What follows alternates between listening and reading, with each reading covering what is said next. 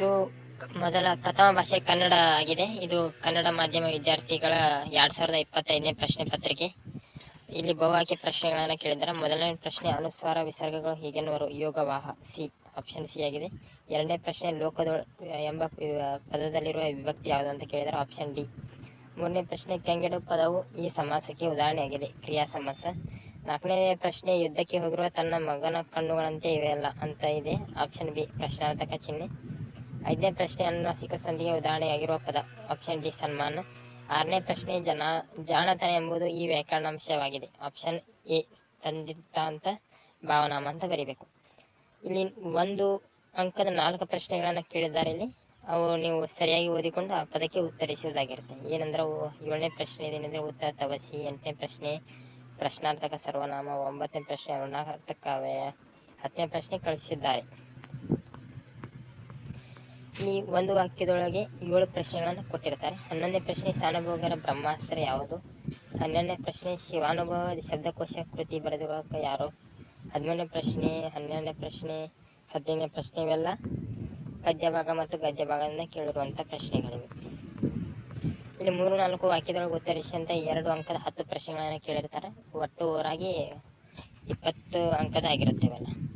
ನಿಮ್ಮ ವಾಕ್ಯದೊಳಗೆ ಬರೆದ್ರೂ ನಡೆಯುತ್ತೆ ಮತ್ತು ಪಠ್ಯಪುಸ್ತಕದಲ್ಲಿ ಹೇಗಿರುತ್ತಲ್ಲ ಹಾಗೆಯೇ ಬರೆದ್ರೂ ನಡೆಯುತ್ತೆ. ಒಟ್ಟು 20 ಅಂಕಗಳು ದೊರೆಯುವಂಥ ಪ್ರಶ್ನೆಗಳಿವೆ, 2 ಅಂಕದ. ಮತ್ತು ಗದ್ಯ ಭಾಗ ಮತ್ತು ಪದ್ಯ ಭಾಗ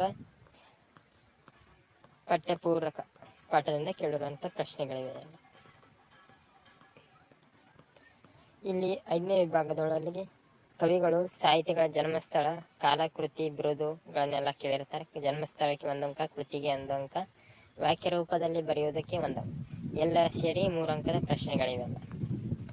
ಎಂ ಮರಿಯಪ್ಪ ಭಟ್ 28ನೇ ಪ್ರಶ್ನೆ, 29ನೇ ಪ್ರಶ್ನೆ ಕುಮಾರವ್ಯಾಸರ ಬಗ್ಗೆ ಬರೀಬೇಕು. ಇಲ್ಲಿ 6ನೇ ವಿಭಾಗದ ಪ್ರಸ್ತಾರ ಹಾಕಿ ಗಣ ವಿಭಾಗಿಸಿ ಛಂದಸ್ಸನ್ನು ಹೆಸರಿಸಿ ಅಂತ ಇದೆ. ಪ್ರಸ್ತಾರ ಹಾಕುವುದು 1 ಅಂಕ, ಗಣ ವಿಭಾಗಿಸುವುದಕ್ಕೆ 1 ಅಂಕ, ಛಂದಸ್ಸಿನ ಹೆಸರು ಬಿಡಿಸುವುದಕ್ಕೆ 1 ಅಂಕ. ಎಲ್ಲ ಸೇರಿ 3 ಅಂಕದ ಪ್ರಶ್ನೆಗಳಿವೆ.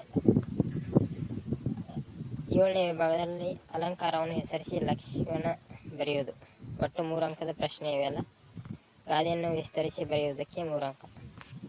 ಆಳಾಗಬಲ್ಲವನು ಅರಸನಾಗಬಲ್ಲವನು, ಅವರ ಗಡ್ಯದಲ್ಲಿ ಬಲವಿದೆ ಅಥವಾ ಅದರ ಕೇಳಿರುತ್ತಾರೆ. 33ನೇ ಪ್ರಶ್ನೆಗಳೇನೆಂದರೆ ಸಂದರ್ಭ ಸಹಿತ ವಿವರಿಸಿ ಅಂತ 6 ಪ್ರಶ್ನೆಗಳನ್ನು ಕೇಳಿರ್ತಾರೆ. 6 ಪ್ರಶ್ನೆಗಳಿಗೆ ನೀವು ಉತ್ತರ ನೀಡುವುದಾಗಿರುತ್ತೆ. ಇದು ಪದ್ಯ, ಗದ್ಯ ಮತ್ತು ಪಠ್ಯಪೂರಕ ಇವುಗಳಿಂದ ಕೇಳಿರುತ್ತಾರೆ.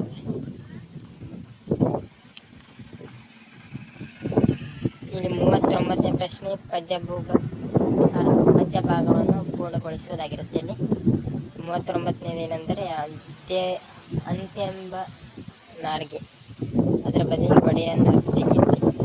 4 ಪ್ರಶ್ನೆ 4 ಅಂಕದ 2 ಪದ್ಯವನ್ನು ಕೇಳಿದ್ದಾರೆ.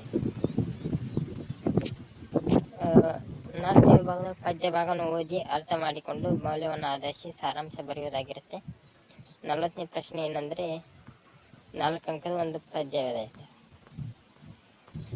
8-10 ವಾಕ್ಯದಲ್ಲಿ ಉತ್ತರಿಸಿ ಅಂದಿದೆ. 4 ಪ್ರಶ್ನೆಗಳನ್ನು ಕೇಳಿರ್ತಾರೆ. ನಿಮ್ಗೆ ಯಾವುದು ಸರಳ ಆಗುತ್ತಲ್ಲ ಅದನ್ನು ಬರೆಯುವುದು ಮತ್ತು ಬರೆದಾಗ ನಿಮಗೆ 4 ಅಂಕಗಳು ದೊರೆಯುತ್ತವೆ.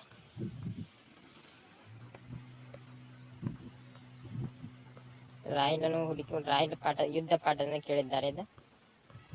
ಇದು 42ನೇ ಪ್ರಶ್ನೆ ಶಿವರುದ್ರಪ್ಪನವರ ಆಶೆ ಸಂಕಲ್ಪ ಗೀತೆ ಪದ್ಯ ಭಾಗದಿಂದ ಕೇಳಿರುವಂಥ ಪ್ರಶ್ನೆ.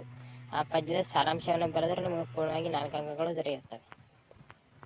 ಇದು ಗದ್ಯವನ್ನು ಆಧರಿಸಿ 2 ಪ್ರಶ್ನೆಗಳನ್ನು ಕೊಟ್ಟಿರುವ ಪ್ರಶ್ನೆಗಳಿಗೆ ಉತ್ತರ ನೀಡುವುದಾಗಿರುತ್ತೆ. ಇಲ್ಲೇ ಉತ್ತರ, ಇಲ್ಲೇ ಪ್ರಶ್ನೆಗಳಿರುತ್ತವೆ. ಇಲ್ಲಿ 4 ಅಂಕದ ಪ್ರಶ್ನೆಗಳಿವೆಲ್ಲ.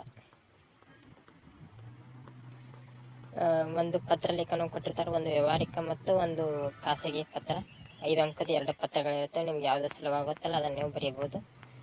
ಅದರ ಬದಲಿಗೆ ಪ್ರಬಂಧ ಬರವಣಿಗೆ ಅಂತ ಕೇಳಿರ್ತಾರೆ. ಪ್ರಬಂಧವನ್ನು ತ್ಯಾಜ್ಯ ನಿರ್ವಹಣೆ ಮತ್ತು ನೈಸರ್ಗಿಕ ವಿಪತ್ತು ನಿರ್ವಹಣಾ ಕಾರ್ಯದಲ್ಲಿ ತಂತ್ರಜ್ಞಾನದ ಮಹತ್ವ ಕೇಳಿದ್ದಾರೆ, ಅದರ ಬಗ್ಗೆ ಬರೀ 5 ಅಂಕದ ಪ್ರಶ್ನೆ ಆಗಿದೆ.